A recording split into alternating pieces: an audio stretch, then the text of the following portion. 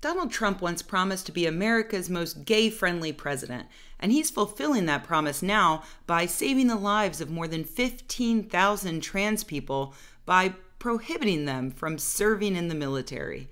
What a guy. He clearly just wants to protect them, just like he protected himself from going to Vietnam because his feet hurt. Trump claims that the reason for this is financial, because transgender people require extra medical costs. Those costs amount to an estimated $8.4 million per year at an absolute maximum, which is an increase of 0.13% of the total military budget. To put that into perspective, note that that is less money than the cost of just 3 of Trump's regular visits to his vacation home, Mar-a-Lago. $8.4 million is also a fraction of the cost that the military spends on other very specific healthcare needs, like, for instance, Viagra, which cost the military over $41 million. To be clear, I'm not saying that we shouldn't give vets Viagra. I think that it's probably a good expense. They deserve treatment for erectile dysfunction due to issues like PTSD. But if Trump really wanted to tighten the belt, all he would have to do to save 5 times more money is to ban men or just care less about their penises. In addition to the problem of how much medical care costs, Trump also cited the problem of disruption due to trans people serving alongside cis people.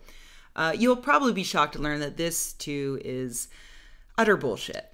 There are a number of ways somebody could claim trans people are a disruption. One way is that their transition surgery would remove them from active duty for a short period of time.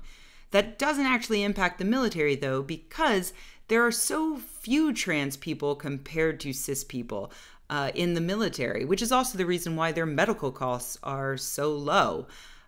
Fewer than 200 people are estimated to request surgery each year, compared to 50,000 people each year who are ineligible for active duty in the Army alone due to various medical or personal reasons. The other way someone might consider trans people disruptive would be in terms of them getting along with their fellow service people due to bigotry or some other interpersonal relationship trouble.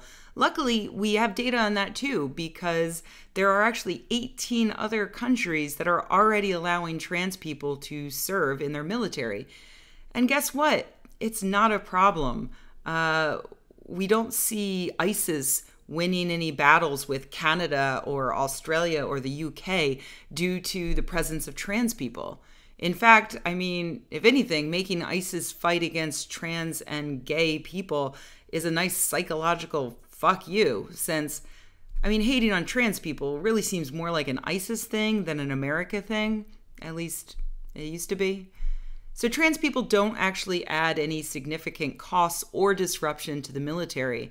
What then is the point of this new statement from Trump? Well, some people think that it could be a distraction from Republicans taking away health care from many poor people. Other people think that it could be a distraction from Russia controlling our government.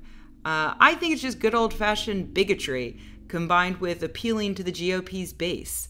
They love war, but only if it's fought by their ideal race of Übermensch, unless, it's their actual sons, of course. Or if it's the president of the United States who's making decisions about what our military does. God forbid, he definitely shouldn't serve.